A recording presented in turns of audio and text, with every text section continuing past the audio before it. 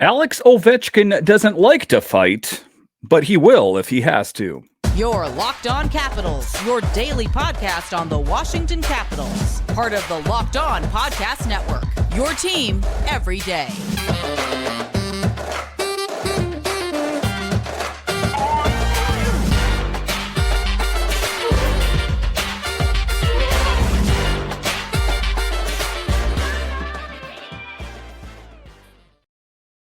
Well, hello and welcome into this edition of Locked On Capitals. I'm so glad you decided to join me today. As always, this podcast is free and available on all the major platforms, including the SiriusXM app and on YouTube.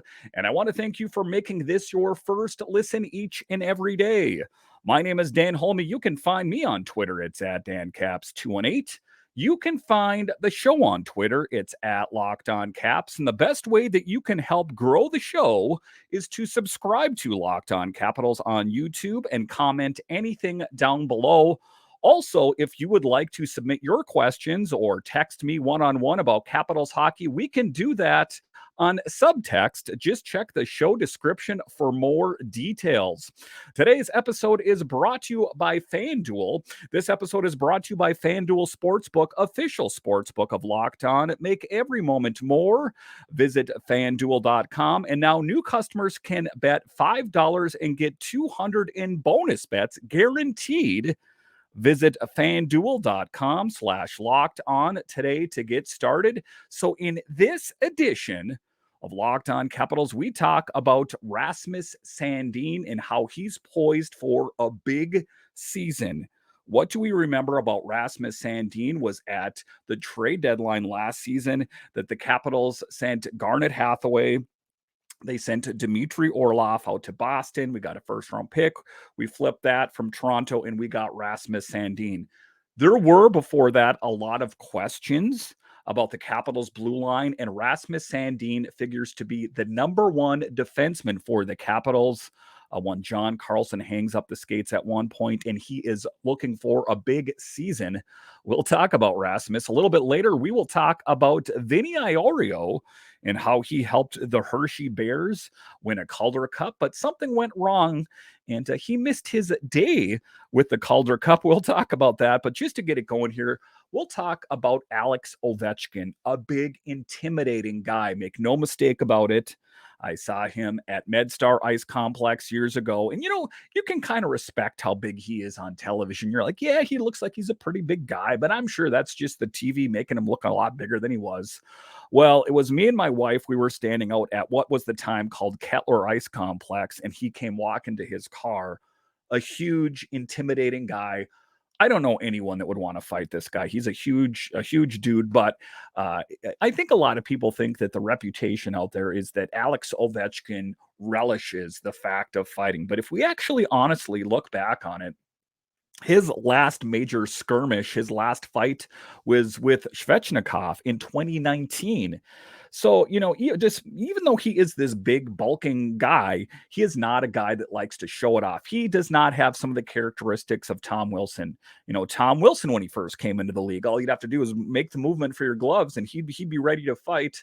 But that is not the case. And Alex Ovechkin talks about that. He said that is the biggest difference that he's seen in Russian hockey and American hockey is that when you train over in Russia, you work on your skating, you work on stick handling and that kind of thing. But one of the things that really struck him was that when he came over here was that in the locker room that there was a punching bag, and that some of the tough guys were actually hitting it. So he thought it was kind of interesting that in American hockey that they put so much importance on fighting. And don't get me wrong, fighting does have its place in the National Hockey League, despite everything that you hear that, it's slowly getting worked its way out of the game. Sometimes they do it for a morale boost. Sometimes they drop the gloves because, maybe you perceive that another guy took advantage of one of your younger players. I still think it plays a vital role. But as far as Alex Ovechkin is concerned, that's not really his game. He says, I will fight if I have to. Don't get me wrong, I can take care of myself, but it's not really something that I'm into. And I think that when you're at his stage of his career, You're not, I mean, he's going to be 38 here soon. He doesn't have to, act like a young tough guy. That's just not his game. So in this piece, he was interviewed with rapper Basta. And there was a transcription here published by sports.ru. He says, in general, I don't like to fight, Ovi said when asked his worst experience dropping the gloves. If I have to, then of course I can stand up for myself. And it's not like he's a frail old man that can't take care of himself. He is in shape. And I have no doubt that I mean, if we want to really rewind time and we want to remember when Svechnikov, a young guy in the league at the time who was Russian as well, wanted to be a tough guy, it was a knockout. He was face down into the ice. They had to call the medics out there. He was out cold. So he can take care of himself. He just prefers not to. He says, I have no doubt, Bost replied, sending Ovechkin into laughter. And that's an interesting thing is, like I say, sometimes you think just because guys are bigger that they want to fight. And then again, in this article, they were talking about Svechnikov and how that was in 2019 and how he said, you want to go?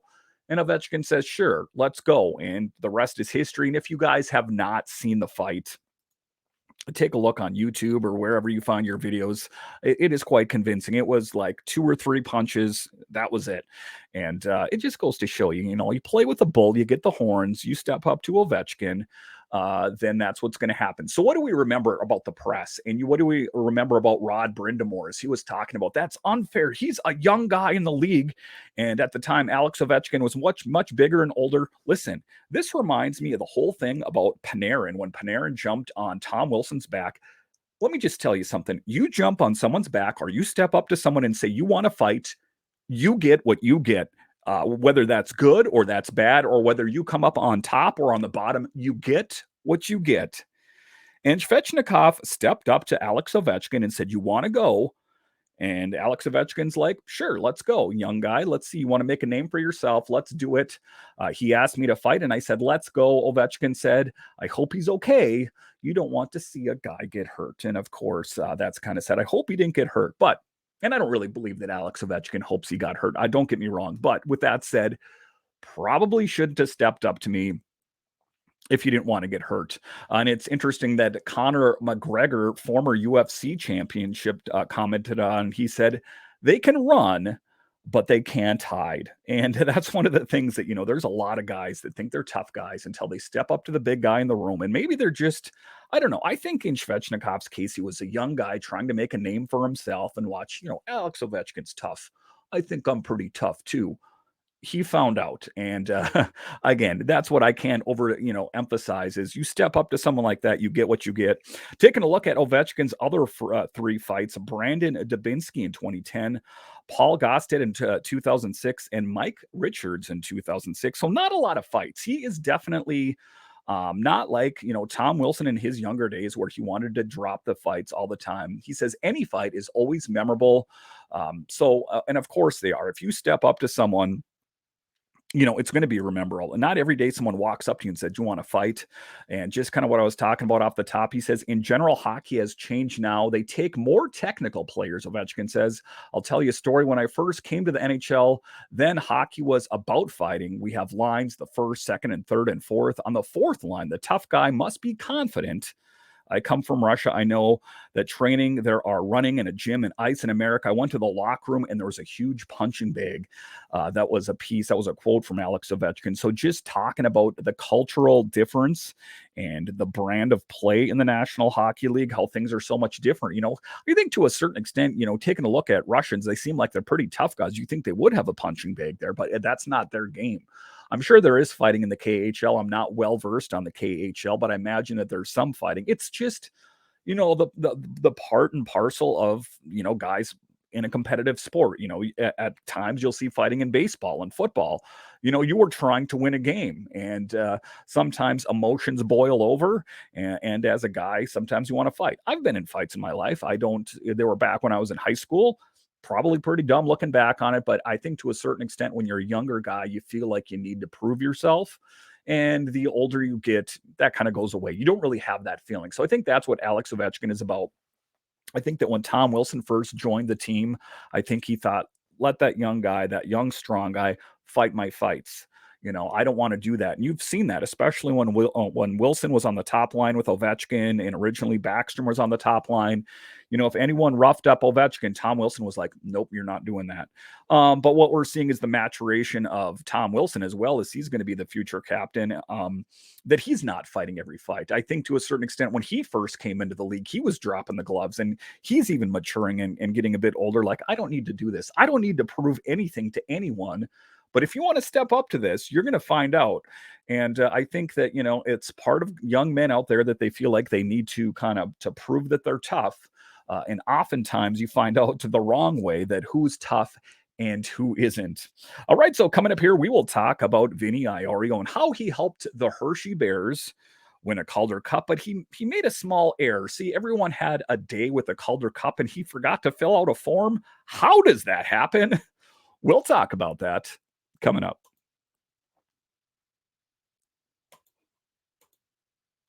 Football season is about to kick off, and FanDuel is giving you the chance to win all season long because right now, when you bet on a Super Bowl winner, you can get bonus bets every time they win in the regular season. Just pick any team to win the Super Bowl, and you'll get bonus bets for every victory. You can bet bonus bets on spreads, player props, over-unders, and more. And guys, listen, even if you don't have any dogs in the fight, if you will, on a game that's being played, if you have a little bit of money on it, it makes watching the game that much more exciting. So visit fanduel.com/locked on and start earning bonus bets with America's #1 sportsbook. That's fanduel.com/locked on. Check it out.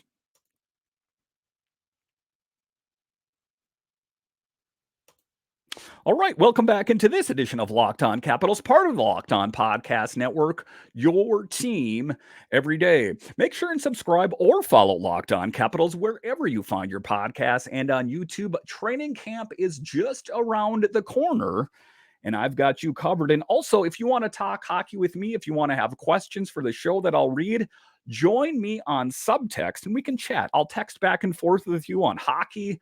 Just follow the link in the show description.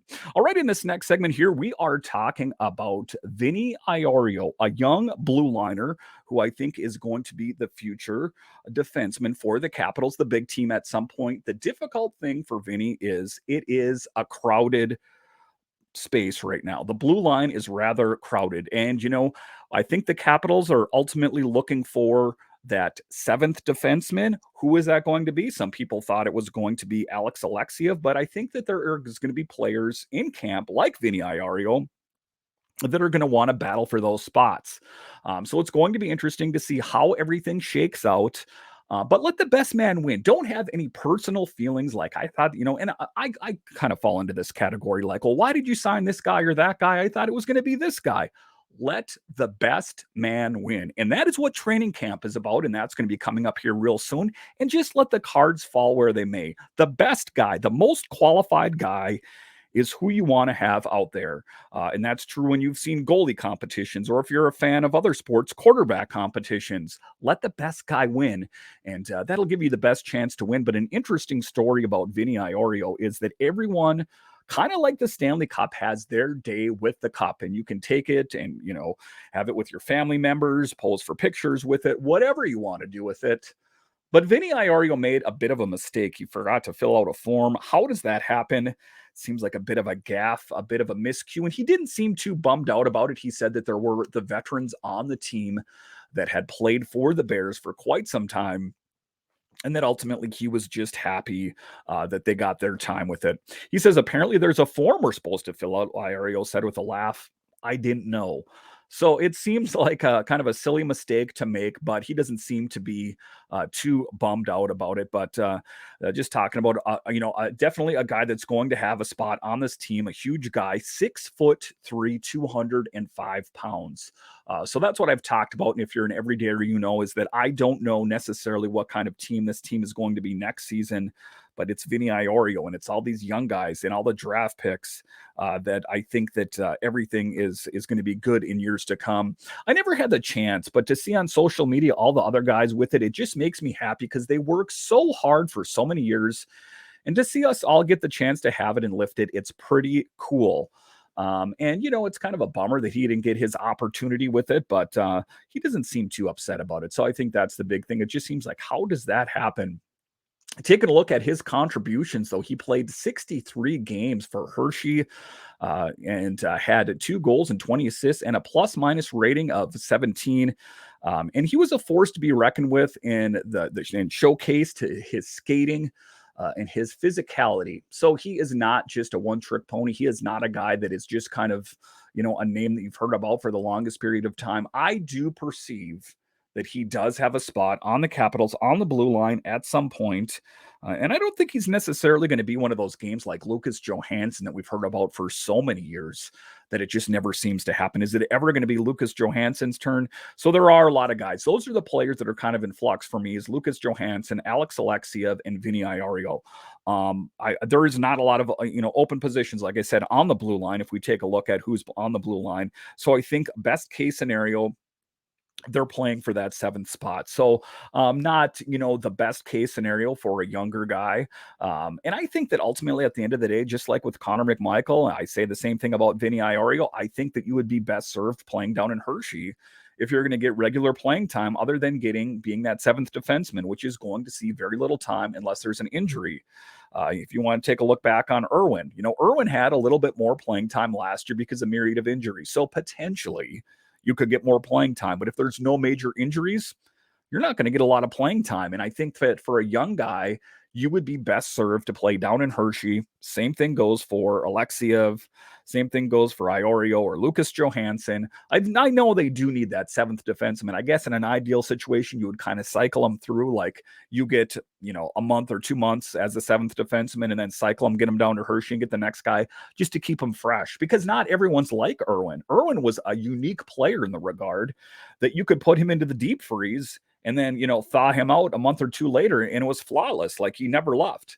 That's an exception, not the rule when it comes to that. So it is a tough spot for Vinny and a lot of those younger guys that are looking for jobs. So if you take a look at it, that's what they're going to have to do. They're going to have to fight for it in camp, and camp is just around the corner, but it is exciting. This young batch of players that is headed for the big team.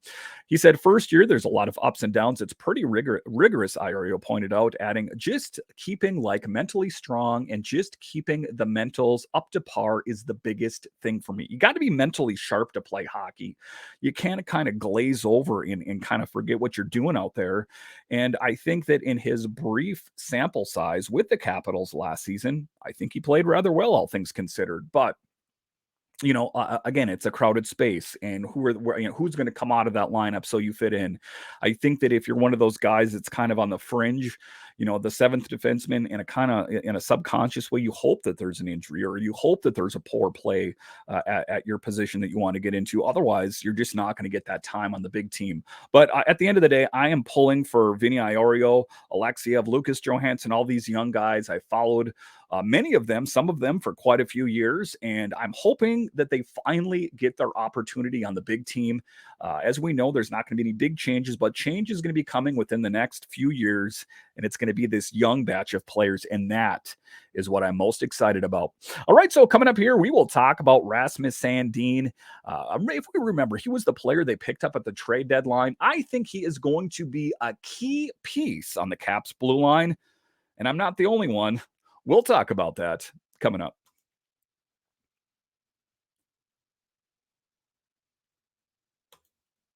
All right, welcome back into this edition of Locked On Capitals, part of the Locked On Podcast Network, your team every day. In this next segment here, we are going to talk about Rasmus Sandin, as we know we got him from the Toronto Maple Leafs, and what he means for this team. It was one of the players at the trade deadline.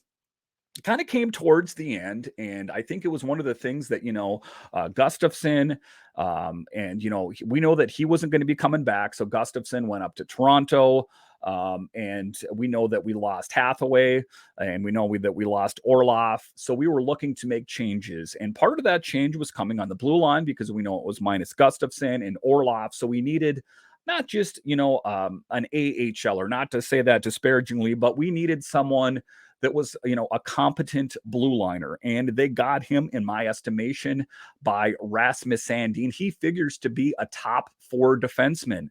So he is not just this player that is just going to be, playing small minutes. He is going to be a premier defenseman. And I think that, once Carlson hangs up the skates at some point, he will be revered as the number one blue liner in the Capitals organization. He is entering into the final year of his contract. So it would be best served, of course, if there can be a new deal done, and I'm sure that Brian McClellan is diligently trying to get that done. He is projected to be the number one defenseman. Like I said, Sandin finished the season with 35 points, 7 goals, 28 assists, and 15 points, 3 goals, 12 assists with DC. Considering that the Caps were missing big name defenseman at the time, John Carlson, who is the Caps' number one defenseman. Make no mistake about it. So it was players like Gustafson. It was like a lot of those other guys that really had to step up and fill those voids. And, one of the good things, and one of just to kind of calm your mind, is if you have that depth on your team, it's not as big of a deal if a big name goes out. I think that for a while, the Capitals were kind of, flailing a little bit when John Carlson left. And at the time, it was a good thing that they had someone like Gustafson in house that ate up a lot of the minutes, because when you're missing a number one guy like that, that can be very difficult. So I think that the Capitals, all things considered, faced a myriad of injuries, but I think that the blue line kind of filled in, and there wasn't any great disparities, even in the minus of some bigger name players. But I do know that Rasmus Sandin is that premier defenseman in the future, and it's going to be next season. And, we know that he faced that injury in the offseason in that playoff game or world game. But it seems like everything is good for him right now. So that is encouraging. It was a little bit scary. I'm like, are you serious? This guy that we just got is injured. So Sandin on Carberry, I think he's going to do great things for us and going to be a real good addition to the team. I'm looking forward to working with him. He's really good at separating out the ice and walking in the morning. He's just a normal guy, Sandin said on the 32 Thoughts podcast. Of course, we know they have a history, as both players came from Toronto. And what are some of the things we know about Spencer Carberry? Ran the number 2 power play in all of the NHL. So it is going to be interesting to see how he gets this team dialed in. But Rasmus Sandin figures to be on the blue line for the future, in the long-term future. I'm going to say he is a younger man, so I think he is going to be the face on the Caps blue line for quite some time. An exciting thing to think about, because like I talked about, and if you're an everydayer, you know this, and kind of going back months when we were talking about at the time that there were next to no players on the blue line that was under contract. At the time, it was only John Carlson under contract past the previous year. So a lot of things have changed. Well, players have got new deals. Martin Feravari, Trevor Van Riemsdyk, Jensen. So I, for the most part, I think that most of the positions on the blue line are pretty much locked down. I don't think that there's going to be any guys that are going to, take anyone out of the equation. And Rasmus Sandin in particular is going to be leading the charge with John Carlson as the shutdown guys that, you're not getting by us. So it is a good position. It's going to be interesting to see what this Capitals team looks like. I'm interested to see how things shake out in camp. That is for sure. As there are some new faces, there are some new coaches, and to see ultimately what they bring to this team. As we know, this is not going to be Peter Laviolette's team anymore. This is going to be a team with aggression. This is going to be a team that is aggressive and is going to get results. And I think that the biggest thing with Carberry is that he is going to hold the team responsible. And it's good that there is a rapport. There is a history between Sandin and Spencer Carberry. So I think that the arrow is pointing up for this team. And again, I'm excited. I can't wait for this next season. Training camp is just around the corner. And again, there's a lot of guys that have things to prove. We talked about Vincent Iorio in the previous segment. He's got things to prove. And it's going to be with the leadership of guys like John Carlson, who's been in the league for a long time, Rasmus Sandin, who hasn't been in the league as long, but still one heck of a player, a dynamic defenseman, make no mistake about it. Those are going to be the young guys that are going to be leading the charge, the leaders on this team.